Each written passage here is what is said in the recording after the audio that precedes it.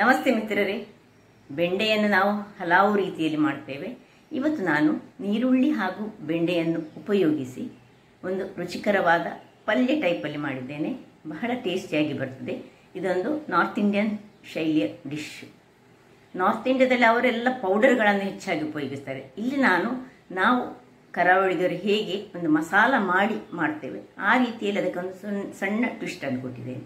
ಹಾಗಾದರೆ ಯಾರೆಲ್ಲ ನನ್ನ ಚಾನಲನ್ನು ನೋಡ್ತಿದ್ದೀರಿ, ಯಾರೆಲ್ಲ ಇನ್ನು ಸಬ್ಸ್ಕ್ರೈಬ್ ಮಾಡಿಲ್ಲ, ದಯವಿಟ್ಟು ಸಬ್ಸ್ಕ್ರೈಬ್ ಮಾಡಿ ಸಪೋರ್ಟ್ ಮಾಡಿ ಅಂತ ಹೇಳುತ್ತಾ ಬನ್ನಿ ಈ ರುಚಿಕರವಾದ ಬೆಂಡೆಯ ಒಂದು ಡಿಫ್ರೆಂಟ್ ಶೈಲಿಯ ಪಲ್ಯವನ್ನು ಹೇಗೆ ಮಾಡುವುದೆಂದು ನೋಡೋಣ. ಮಿತ್ರರೇ, ಇವತ್ತೊಂದು ಸ್ಪೆಷಲ್ ಟೈಪ್ ಆದ ಬೆಂಡೆಯ ಒಂದು ಪದಾರ್ಥ ಮಾಡೋಣ. ಇದು ಚಪಾತಿಗೆ ಸಾಕ್ತದೆ, ದೋಸೆಗೆ ಆಗ್ತದೆ, ಅನ್ನಕ್ಕೆ ಆಗ್ತದೆ, ಗಂಜಿಗೆ ಆಗ್ತದೆ, ಯಾವುದಕ್ಕೆ ಸಾಕ್ತದೆ. ಇದಕ್ಕೊಂದು 2-3 ನೀರುಳ್ಳಿ ಇದ್ದರೆ ಒಳ್ಳೆಯದಾಗ್ತದೆ. ಈಗ ಹೀಗೆ ನೀರುಳ್ಳಿಯನ್ನು ಕಟ್ ಮಾಡಿದ್ರಲ್ಲಿ ಸುರಿಗೆ ನೋಡಿ ಹೀಗೆ ಇದರದ್ದು ಈ ನೀರುಳ್ಳಿಯ ಈ ಥರದಲ್ಲಿ ನಾವು ಕಟ್ ಮಾಡಿಕೊಳ್ಬೇಕು. ಮತ್ತು ಈ ನಡುವಿನ ಭಾಗವೆಲ್ಲ ಉಂಟಲ್ಲ, ಇವುಗಳನ್ನೆಲ್ಲ ನಾವು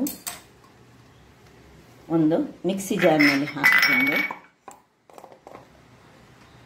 ಮತ್ತು 2 ಮೆಣಸು, ಕಾಯಿ ಮೆಣಸು, ಇವುಗಳನ್ನು ಮಿಕ್ಸಿ ಜಾರ್ನಲ್ಲಿ ಹಾಕಿ ತರಿಯಾಗಿ ರುಬ್ಲಿಕ್ಕೆ. ಇದು ಇನ್ನೂ ಸ್ವಲ್ಪ ನೋಡಿ, ಅದನ್ನೆಲ್ಲ ನೋಡಿ ಎಲ್ಲವನ್ನು ಸಹ ನಾನು ಹೀಗೆ ತೆಗೆದುಕೊಂಡು ಅದರ ನಡುವಿನ ಭಾಗ ಮಾತ್ರ ಮಿಕ್ಸಿಗೆ ಹಾಕ್ಕೊಳ್ತಿದ್ದೇನೆ.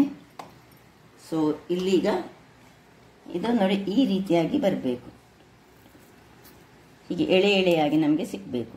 ಇದು ಹೀಗಿದ್ದರೆ 2 ಟೊಮ್ಯಾಟೊ ಬೇಕು. 1/4 kg ನಾನು ಬೆಂಡೆಕಾಯನ್ನೀಗ ಕಟ್ ಮಾಡಿಕೊಳ್ತೇನೆ.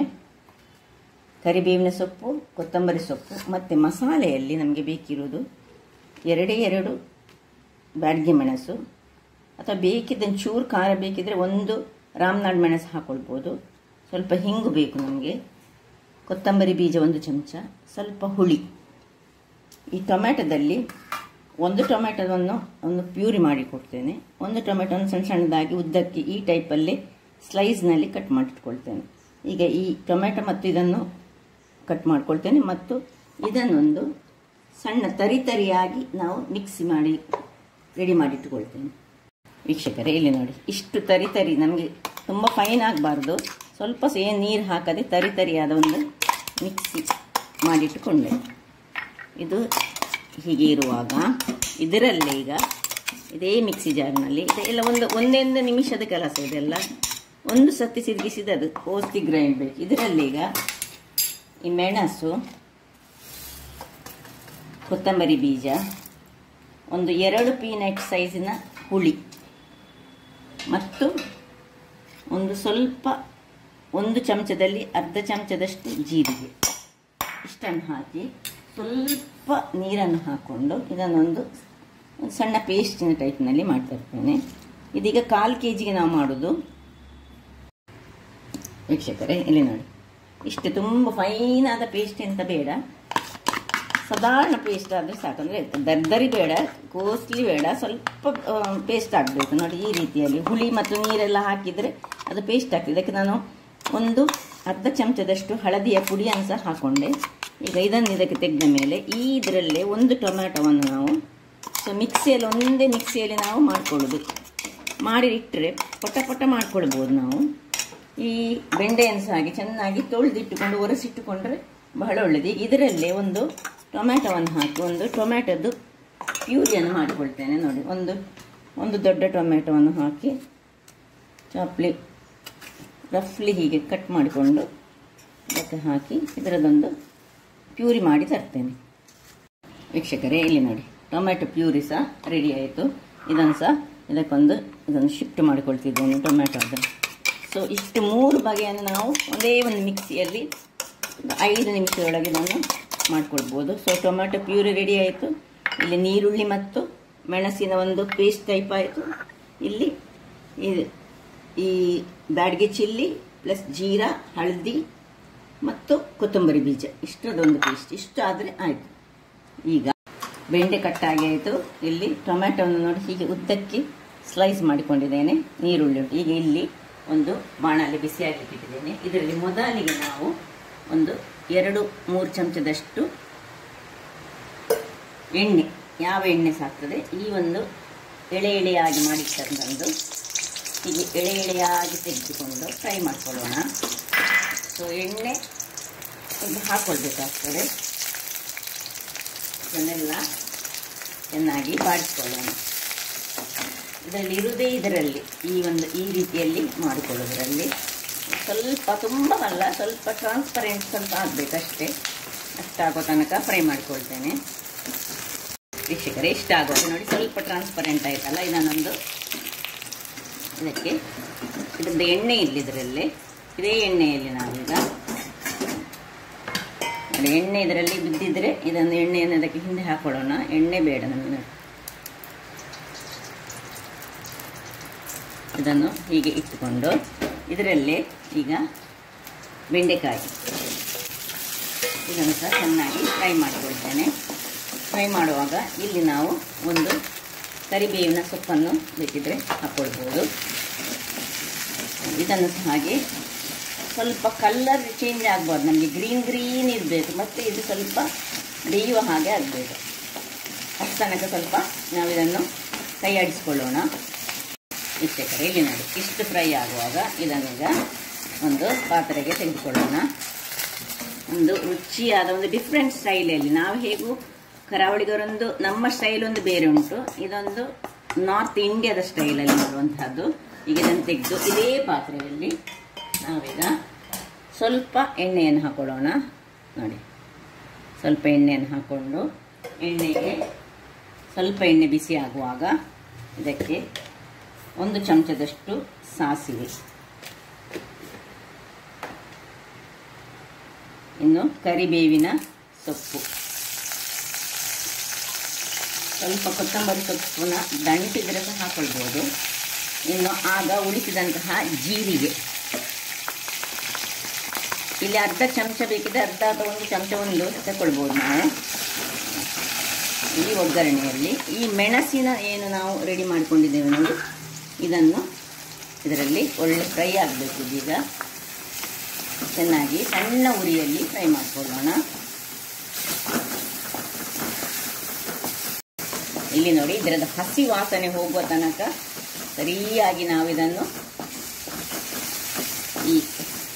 ತಿರುಗಿಸ್ಕೊಳ್ತಾ ಇರಬೇಕು. ಇದು ಎಣ್ಣೆಯಲ್ಲಿ ಫ್ರೈ ಆಗಬೇಕು. ಇಷ್ಟೊತ್ತಿಗೆ ಸ್ವಲ್ಪ ನಾವು ಕೊನೆಯಲ್ಲಿ ಇದೆಲ್ಲ ಫ್ರೈ ಆದಮೇಲೆ ಇಲ್ಲಿ ನಡುವಲ್ಲಿ ಸ್ವಲ್ಪ ಹಿಂಗನ್ನು ಹಾಕ್ಕೊಂಡು ಇನ್ನೊಂದು ಸರ್ತಿ ಸ್ವಲ್ಪ ತಿರುಗಿಸ್ಕೊಳ್ಳೋಣ. ಉರಿ ತುಂಬ ದೊಡ್ಡದಿರಬಾರ್ದು.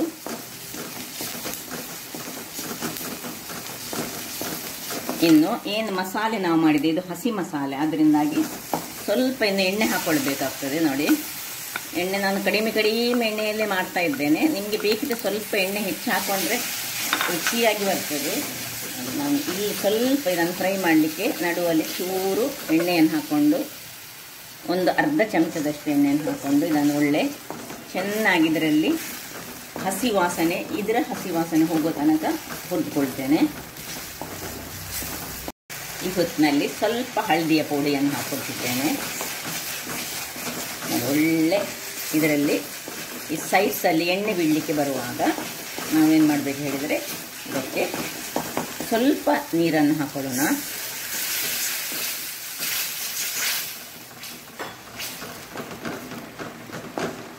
ನೀರನ್ನು ಹಾಕ್ಕೊಂಡು ಈ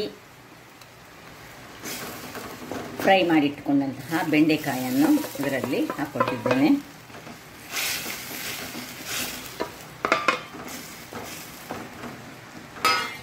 ಇನ್ನು ಚೂರು ಬೇಕಿದ್ರೆ ನೀರನ್ನು ಹಾಕ್ಕೊಳ್ಬೋದು. ಈ ಮಿಕ್ಸಿ ತೊಳೆದ ನೀರಿದ್ದರೆ ನಾವು ಮಿಕ್ಸಿ ತೊಳೆದ ನೀರನ್ನು ಸಹ ನೋಡಿ, ನಾವು ಇದು ಮಾಡಿಕೊಂಡ ನೀರುಂಟು, ಇದನ್ನು ಸಹ ಸ್ವಲ್ಪ ತೊಳೆದುಕೊಂಡು ಮಿಕ್ಸಿ ತೊಳೆದ ನೀರನ್ನು ಹಾಕ್ಕೊಂಡು ಸ್ವಲ್ಪ ಉಪ್ಪು, ರುಚಿಗೆ ತಕ್ಕಷ್ಟು ಉಪ್ಪನ್ನು ಹಾಕೊಳ್ತಿದ್ದೇನೆ.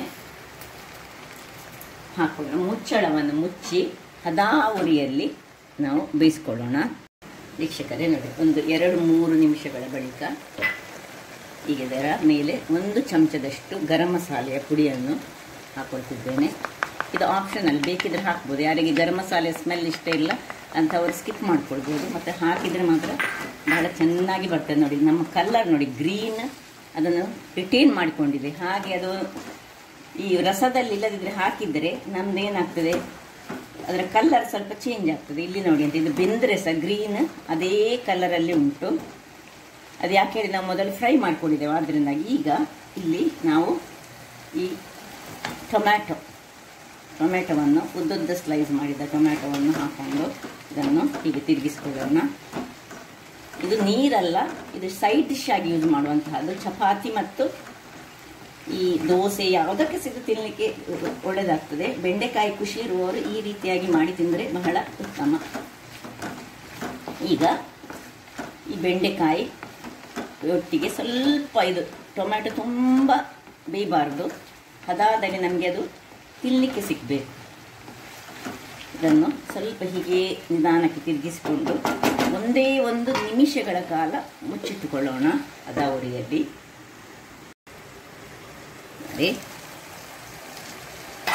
ಟೊಮ್ಯಾಟೊ ಹಾಕಿದ ಮೇಲೆ ಈ ರೀತಿಯಾಗಿ ಬರ್ತದೆ. ಟೊಮ್ಯಾಟೊ ತುಂಬ ಬೇಯಬಾರ್ದು ಅಂತ ಹೇಳಿದ್ದೇನಲ್ಲ. ಇನ್ನು ಈ ಟೊಮ್ಯಾಟೊದ ಇದು ನಾನು ಆ್ಯಪಲ್ ಟೊಮ್ಯಾಟೊ ತೆಗೆದುಕೊಂಡದ್ದು. ಸಪೋಸ್ ನೀವು ಈ ಊರ ಟೊಮ್ಯಾಟೊ ತಗೊಂಡ್ರೆ ಹುಳಿಯನ್ನು ಹಾಕ್ಕೊಳ್ಬೇಡಿ, ಇದರಲ್ಲೇ ಹುಳಿ ಬರ್ತದೆ. ಒಂದು ಚೂರು ತಿರುಗಿಸಿಕೊಂಡು ಇದಕ್ಕೆ ಇಲ್ಲಿ ಬೇಕಿದ್ರೆ 1 ಪಿಂಚ್ ಆಫ್ ಸಕ್ಕರೆಯನ್ನು ಹಾಕ್ಕೊಳ್ಬೋದು. ಸಕ್ಕರೆ ಬದಲು ಚೂರು ಬೆಲ್ಲ ಹಾಕ್ಕೊಳ್ತಿದ್ದೇನೆ. ಸಕ್ಕರೆ ಬೇಕಿದ್ರೆ ಸಕ್ಕರೆ ಹಾಕ್ಕೊಳ್ಬೋದು. ನೋಡಿ ಈಗ ಡ್ರೈ ಆಗಿ ಬಂತು. ಇನ್ನೀಗ ಕೊನೆಯಲ್ಲಿ ಇದಕ್ಕೆ ಈ ಸ್ಲೈಸ್ ಮಾಡಿ ಫ್ರೈ ಮಾಡಿದಂತಹ ಇದನ್ನು ಕೊನೆಯಲ್ಲಿ ಹಾಕ್ಕೊಳ್ಳೋದು. ನಾವು ಹಾಕ್ಕೊಂಡು ಒಂದು ಸರ್ತಿ ಹೀಗೆ ತಿರುಗಿಸಿಕೊಳ್ಳೋಣ. ಚೆನ್ನಾಗಿ ತಿರುಗಿಸಿಕೊಂಡು ಇದರ ಮೇಲೆ ಕೊತ್ತಂಬರಿ ಸೊಪ್ಪನ್ನು ಹಾಕ್ಕೊಳ್ಳೋಣ. ಹಾಕ್ಕೊಂಡು ಸಣ್ಣ ಉರಿಯಲ್ಲಿ ಒಂದೇ 1 ನಿಮಿಷ ಮುಚ್ಚಿಟ್ಕೊಳ್ಳೋಣ. 1 ನಿಮಿಷಗಳ ಬಳಿಕ ನೋಡಿ ಆಯಿತು, ಎಲ್ಲ ರೆಡಿ ಆಯಿತು.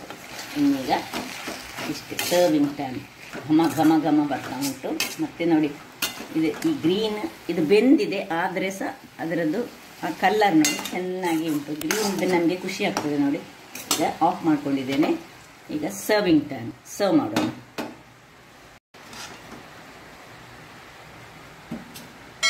ಚಪಾತಿಗಂತೂ ಸೂಪರ್ ಆಗಿರ್ತದೆ. ಯಾರಿಗೆಲ್ಲ ಬೆಂಡೆಕಾಯಿ ಇಷ್ಟ ನೋಡಿ ಅಂಥವರಿಗಂತೂ ಇದು ಬಹಳ ಒಂದು ರುಚಿಕರವಾದ ಪದಾರ್ಥ ಅಂತ ಹೇಳ್ಬೋದು. ಸ್ವಲ್ಪ ಬೇಕಿದ್ರೆ ನೀರಿಟ್ಟುಕೊಳ್ಬೋದು ಬೇಕಿದ್ರೆ, ಆದರೆ ನಾವು ಈ ಟೊಮ್ಯಾಟೊ ಪ್ಯೂರಿ ಹಾಕಿದ್ರಿಂದಾಗಿ ಇದು ಹೀಗೆ ಬಂದರೆ ತುಂಬ ಚೆನ್ನಾಗಿ ಬರ್ತದೆ. ಹಾಗಾದರೆ ನೋಡಿದ್ರಲ್ಲ ವೀಕ್ಷಕರೇ, ಒಂದು ರುಚಿಕರವಾದ ಬೆಂಡೆಕಾಯಿಯ ಒಂದು ಗ್ರೇವಿ ಅಲ್ಲ, ಇದು ಒಂದು ಸೈಡ್ ಡಿಶ್. ಚಪಾತಿ ಪೂರಿ ಯಾವುದಕ್ಕೆ ಸಹ ಆಗ್ತದೆ, ಈವನ್ ನೀರು ದೋಸೆಗೆ ಸಹ ಆಗ್ತದೆ, ಇಡ್ಲಿಯನ್ನು ಸಹ ಇದರ ತಿನ್ಬೋದು. ಹಾಗಾದರೆ ನನ್ನ ಈ ಕುಕಿಂಗ್ ಚಾನಲ್ ನಿಮಗೆ ಇಷ್ಟ ಆದರೆ ಬೋಳೂರು ಸುವರ್ಣ ಚಾನಲನ್ನು ಲೈಕ್ ಮಾಡಿ, ಶೇರ್ ಮಾಡಿ ಹಾಗೂ ಸಬ್ಸ್ಕ್ರೈಬ್ ಮಾಡಿ ಹಾಗೂ ನನ್ನ ಇನ್ಸ್ಟಾಗ್ರಾಮ್ ಪೇಜನ್ನು ಫಾಲೋ ಮಾಡಿ. ಧನ್ಯವಾದಗಳು.